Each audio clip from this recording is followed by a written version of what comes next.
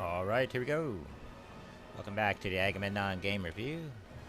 World of Warcraft, the Warlock Journal. Today's recording is being recorded on the 30th of August, 2018. It's Thursday, 2:08 p.m. Eastern Daylight Savings Time. The video itself was captured on the 20th of August, 2018. Continuing on our adventures with Lurch Manos. These are high-end Warlock.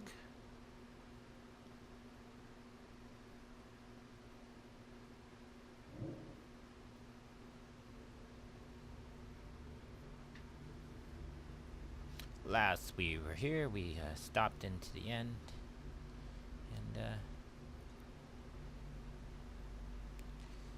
decided to stay here for the night and get some rest XP.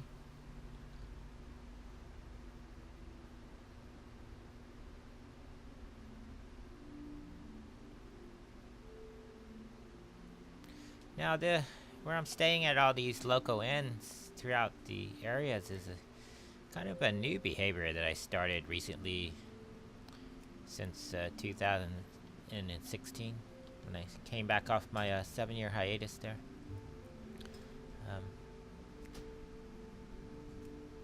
I used to always, mainly because I was on the Alliance side, I would always go back to Goldshire Inn and log out there at the end of the night, so I would keep my Hearthstone at Goldshire Inn.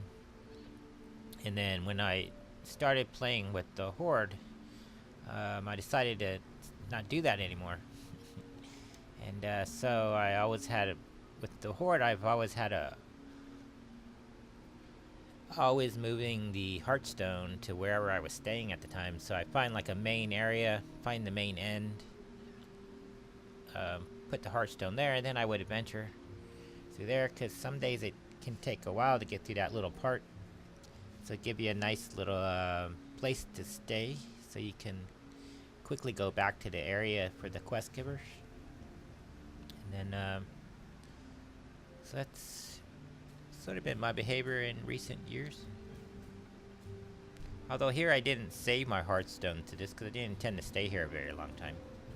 I just wanted to take advantage of the free XP bonus.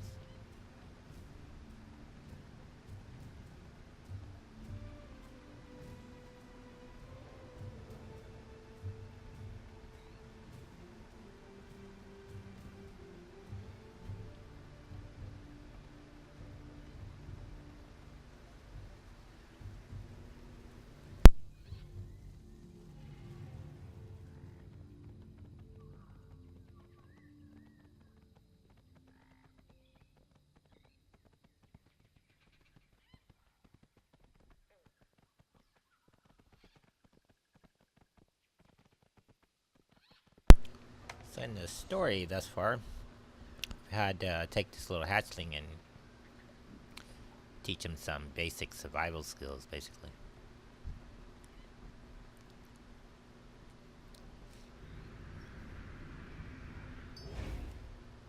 It's Warlock, that's easy to do.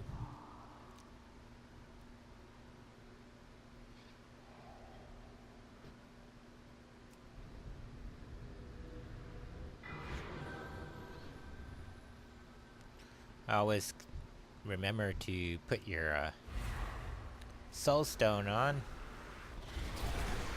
No matter how high and mighty you get, you should always put your ability to resurrect yourself up. And your health stone. Fundamental Warlock survival skill. One thing that I've noticed since I've had war mode on, Warlock is very, I want to say weak, but probably the better term would be susceptible to physical damage. The Warlock, I feel, isn't a very, from a tactical level, isn't a very speedy character. It takes you a while to build up your energy to cast things, and everything's timed to whatever your shadow bolt is. If you noticed, if you've been playing Warlock ever since level 1, that's why it's one of the first powers you get, is that everything on Warlock is timed to that Shadow Bolt. And so that's kind of the pacing of the character. And when rogues, you get attacked by rogues or anyone with really fast hand-to-hand skill, they can overwhelm you, and they basically just stun you, spam stun you is what they do. And so rather than get upset over that, I decided to learn how to defend against that. And I think if you learn how to defend against that in the game, you'll be a better Warlock. But it's not an easy thing to learn, because it's not like people are ganking you every couple minutes in a game. It's only in certain areas that you get ganked. And right now, with everyone grinding out BFA, you're probably going to get ganked less. But the Warlock itself seems susceptible to being ganked by rogues. That's my experience. Now, they do give you 2 anti-stun abilities under the war mode, but I don't want to... I believe as our haste grows and our Azeroth abilities grow, we're going to be able to overcome that, because so far, since I've been able to upgrade the Azeroth part of Azeroth thing, you can either go a defensive route or offensive route. Since I feel that tactically Demonology is a more tankier version than the other 2 specs, I'm going the defensive route. I'm going to enhance all my defensive powers and rely on my demons to do all the damage. And what that requires you to do is you have to improve mastery skill. For Demonology, mastery is the ability that buffs all your demons. And then haste allows you to quickly cast things. So if you're playing the other 2 specs, haste is your main ability because it allows you to improve your timing. If going by what I said earlier about Shadow Bolt, kind of everything's paced off that. You kind of want to improve your ability to cast that, which comes over time. And I think a rogue's always going to have an advantage over you because they're doing physical damage. But some of the defenses they give you under war mode, you have 3 major defenses or debuffs. You have one which weakens the physical damage. It's called a Curse of Weakness. You have another which is a Curse of Fertility, I guess. Not fertility, but a fragility. Fragile. It weakens the opponent. And then another one drains. As you drain life, it weakens them too. So, but you're gonna see, I think at this point in the video, I only have 1 upgrade to the, actually 2 upgrades to the Azeroth stuff, which is, one's a defensive shield, and the other improves your soft stats. And soft stat is really a term, if you play World of Warcraft, you're probably not familiar with that term, but play World of Tanks and World of Warships, any type of war game out there, they have what are called soft stats, and they're stats that don't show up really on paper, and they're the secondary attributes, which are important, and that's the one I took to improve. That's the first power I took to improve for my Azeroth power, because I feel the Warlock is really reliant on their soft stats. Mainly Demonology. Because with Warlock, you're not really a hardware focused character. You're more of a software. All your power comes from software, or your magic is the software. So, and so you sacrifice hardware for software. And your ability to process software is how you live and die, and that's why haste is important. And mastery is important. And the way I see it is, so when you switch out from demonology to affliction, affliction is to me more designed to movement. You can move around and attack people with affliction, but your powers aren't really you don't have high critical ability with that, because I think it's, in my opinion, it's more reliant on raw damage. So you would want, when you're speccing that out, I believe you would want versatility, because versatility improves your actual character stats and your raw stats and what I call it broad stats. The statistics that it improves is the overall damage that the weapon does, and not the critical damage. Critical damage is more like, in most games, it's extra damage on top of your main damage. And so if you're a really fast character, you want that high critical burst pow. So you're relying on your ability to deliver critical hits quickly. But overall, you don't do a lot of what I call sustained damage or broad damage. And when you see people fight in raids, when you're in a group, you get why you have 3 different type of DPSs. You have one character who can deliver broad damage, the other character who can really deliver quick damage, spike damage, and another character who can deliver not really raw damage, but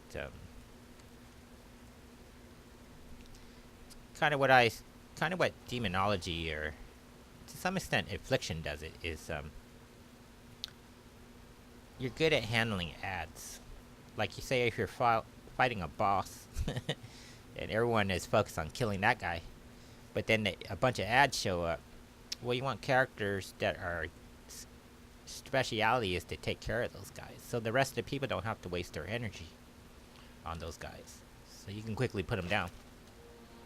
And that's what I feel affliction is really good for, that because they do damage over time type, what I call prepping targets, and that's really what affliction really allows you to do. That's why having the ability to do broad damage or main damage is more important than critical damage in affliction, I think. And then destruction, on the other hand, is designed for sheer firepower and critical damage. And when you spec out your different weapons, if you look at all the weapons for the Warlock, the staff pretty much comes with mastery and haste.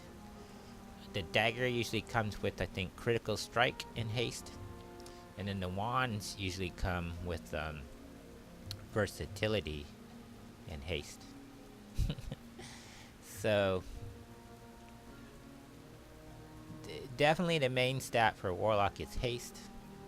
But then what your speciality at the time, if you switch out, like here, which I think the intent of Azeroth armor is supposed to do that at some point. But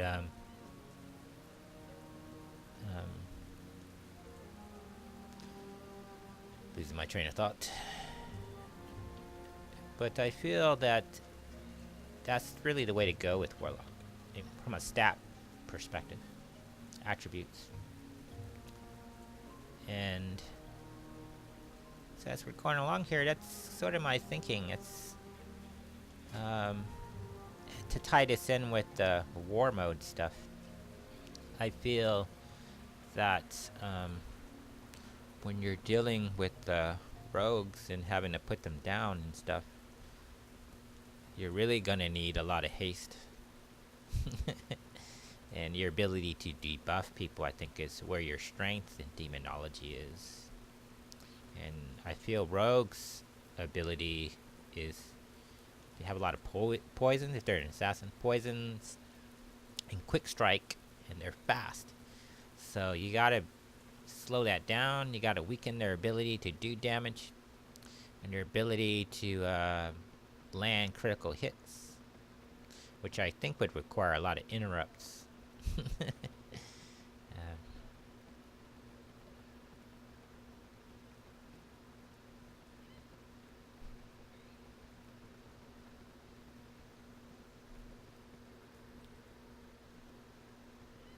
That's where Doom comes in handy.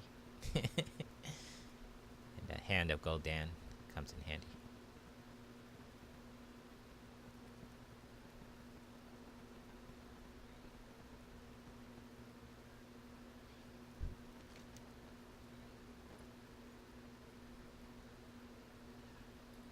Myself, I've always liked demonology the most because I feel it requires the most work of the 3 specs of Warlock. You really got to know what you're doing. You got to really understand how the attributes work, how the stats work, how they interact with each other, gearing up. You got to know what all your demons do, when's the best time to apply it, and so forth. I kind of wish that I could use the Void Walker and the Succubus at the same time. There was one talent I wish I had with Warlock, was you could use the Void Walker and the Succubus at the same time, because if you think of it, the Void Walker is really a tank, and so he's going to deal with the short range stuff that can immediately hit you, whereas the Succubus is a crowd controller, and she deals with the broader stuff. So if you could field both those characters, demons, you could deliver some serious crowd control, especially against rogues that want to spam stun you. And I think that would be a better defense against a rogue.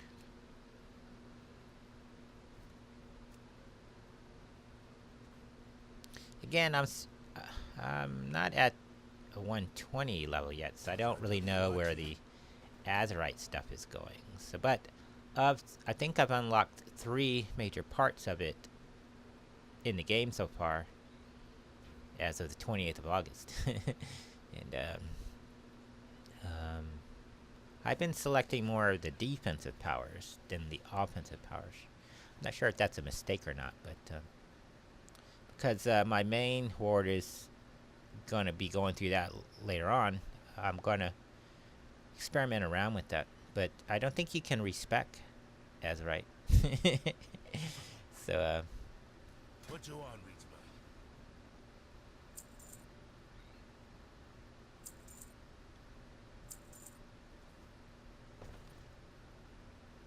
but most of these kind of games, they make you usually decide what do you want. What is your strength? What is the thing you do? Are you offense or defense? And even though I'm a DPS, it should be offense. I feel defense is the way to go. Especially when you're soloing around. Defense wins championships.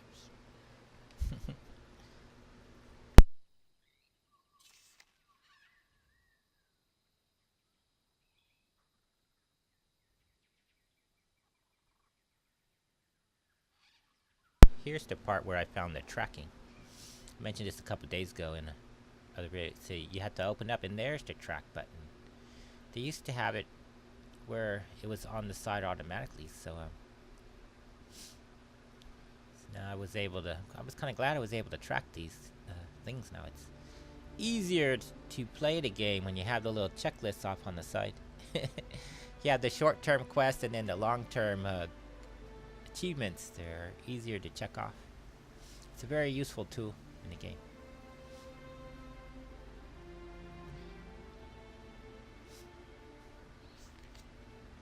Maybe it wasn't working when the game launched the night, because I checked it when the game launched and I wasn't able to track everything. So I checked it tonight, and then it was there. So I like that that's in the game. We're still walking around, teaching this little hatchling some basic survival skills. A lot of times these little quests, if you really study them, are designed to take you to different parts of the map and unlock.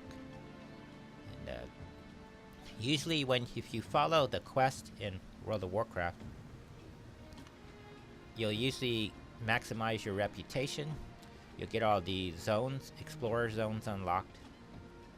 And definitely all the flight paths will be unlocked. And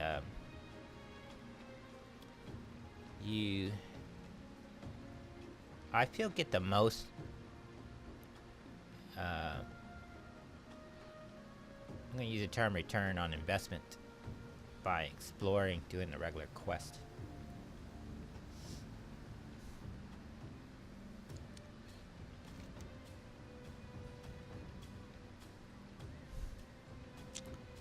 Now, in a lot of the endgame content or time-triggered events for the expansion, Do you need protection? Blizzard has gone and tied it to reputation.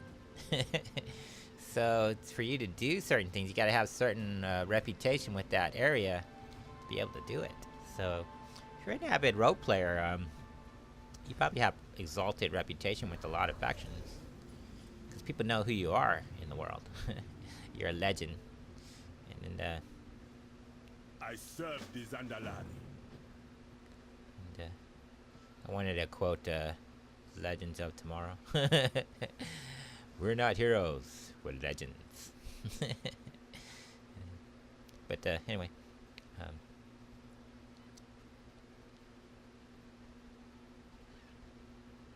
think that's good. They make the relevance of reputation have meaning when you do that.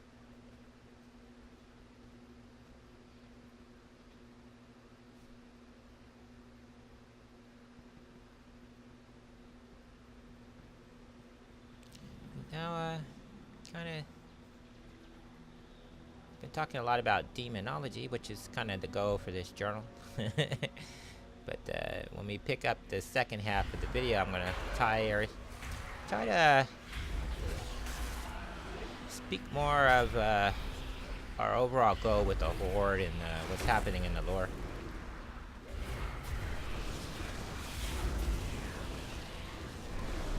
Here we go, a little basic offense there.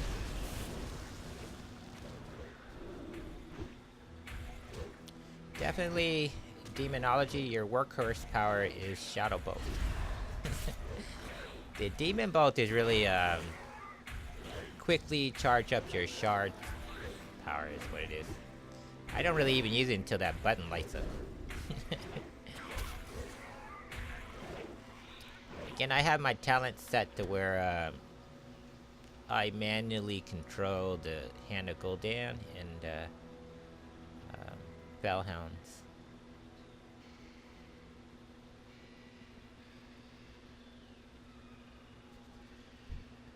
I tried out the Wild Imp thing where it was casting automatic. I didn't like that power. It was cool in one way, but I think overall it was detrimental because you would always have these wild imps spawning, and like if you were flying places, they would spawn and then they would fall to their deaths. You're all the way up in the air, and it seemed kind of hooky. I'd rather as a demonologist, because you're supposed to be a master of your own little horde there, so I don't want things randomly cast. I want to be able to decide that for myself.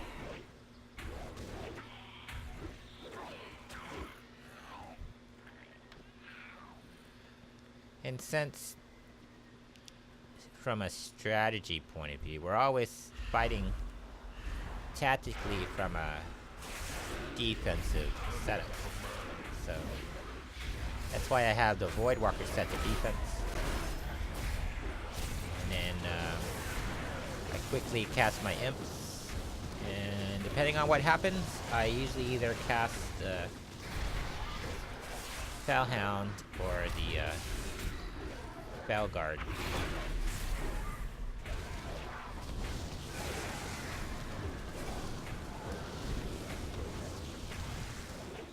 I've heard people talking over the last 2 weeks about difficulty scaling. I haven't really encountered any major issue with that. The only issue that I've encountered, at least in the last 2-3 weeks, is that when people in PvP spam stun you, you have no real defense against that, and I have faith in the game that it's just a matter of learning how to defend against that. It's what I believe is the way to go. So I don't think it's a flaw of game mechanics, but I joke about it in whenever I'm in Ogrimmar, sitting around talking with people in chat. I kind of joke about it, but I believe overall it's just a skill you need to learn in the game. I think once all my armor gets up to where it needs to be, my Azeroth power grows, and we'll eventually be able to overcome that.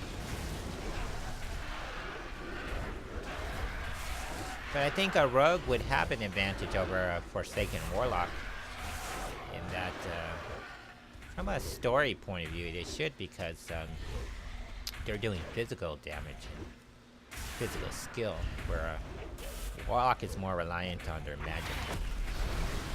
And they're physically weak. And when you add the Forsaken layer on top of that, they're supposed to be slower, right?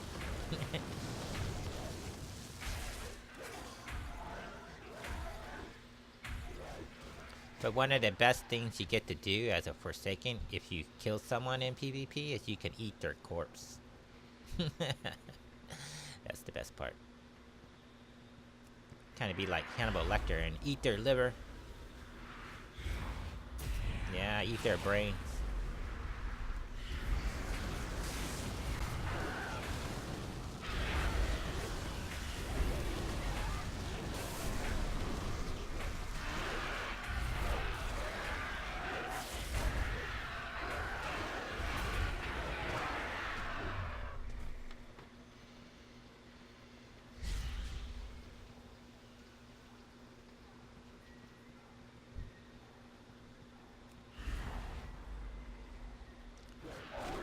When I started doing this quest, I didn't realize this little red button showed up.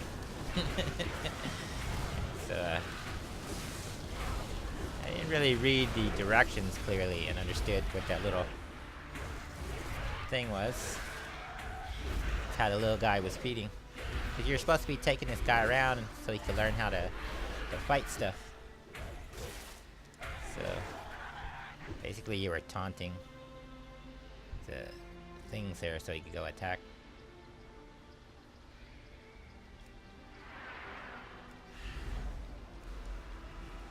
Basically the same thing that Doom does.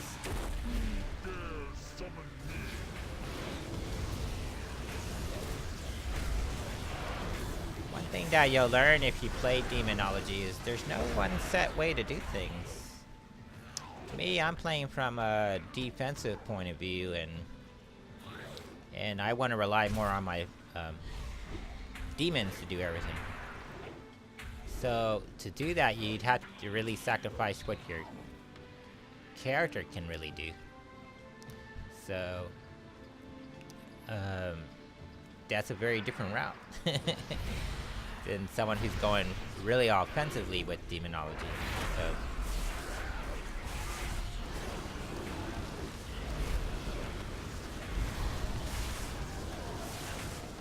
I'm interested to see how different the damage is from a Demonologist who's more defensive focused and one who's more offensive focused. I feel if you survive more, can survive more, then that's less energy other people have to expend to heal you. You'll never be out of energy, and you'll live longer in a battle. And thus, because you're living longer in a battle, you'll do more damage that way.